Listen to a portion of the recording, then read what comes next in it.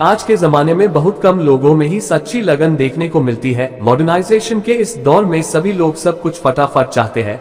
अक्सर हमें अखबारों, न्यूज चैनल्स में ऐसी खबरें पढ़ने और सुनने को मिलती हैं कि रातों रात कामयाबी ने कई लोगों के कदम चूमे। ऐसी खबरें देखकर और सुनकर हमारा भी मन करता है कि हमें भी वो सब कुछ जल्दी से जल्दी मिले।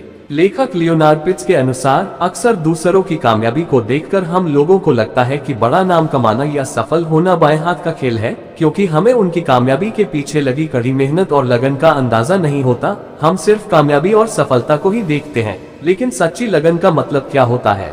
सच्ची लगन का मतलब है नाकामी या समस्याओं के बावजूद किसी भी हालत में अपने मकसद या काम में मजबूती से टिके रहना। आइंस्टाइन की यह कहानी सच्ची लगन का एक एग्जाम्पल है। महान वैज्ञानिक एल्बर्ट आइंस्टाइन जब भी कोई काम किया करते थे तो उस काम में खो जाते थे। उन्हें दूसरे किसी काम का होश नहीं रहता था। एक बार वो अपनी लैबोरेटरी में कोई काम कर रहे थे तो उनकी पत्नी उनके लिए खाना लेकर आई।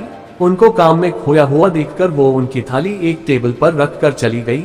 उन्होंने सोचा कि जब भी काम से फुर्सत मिलेगी वो खाना खा लेंगे। साथ ही आइंस्टाइन के सहयोगी मित्र भी काम पर लगे थे। खाने की थाली देखकर उनकी भूख भड़क गई और वो आइंस्टाइन को छोड़कर खाना खाने के लिए चले गए। उन्होंने अपने खाने के साथ आइंस्टाइन का खाना भी खा लिया। आइंस्टाइन पूरी लगन के साथ अपने काम में लगे थे।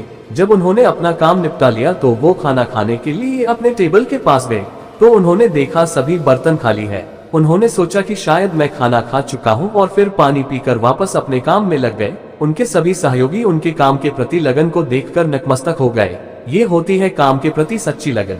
गीता में भगवान कृष्ण कहते हैं कि उनकी माया को पार करना अत्यंत मुश्किल है। उनकी माया को पार करना या उत्तीर्ण होना हर जीव के लिए मुमकिन नहीं है, लेकिन मन में अगर सच्ची लगन हो तो भगवान भी आपके पीछे खड़े हो जाते हैं और असंभव काम भी संभव हो जाता है।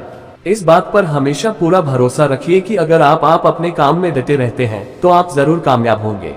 कोई आपको बुरा कहे तो कहने दो, क्योंकि आदमी अच्छा था ये सुनने के लिए मरना पड़ता है।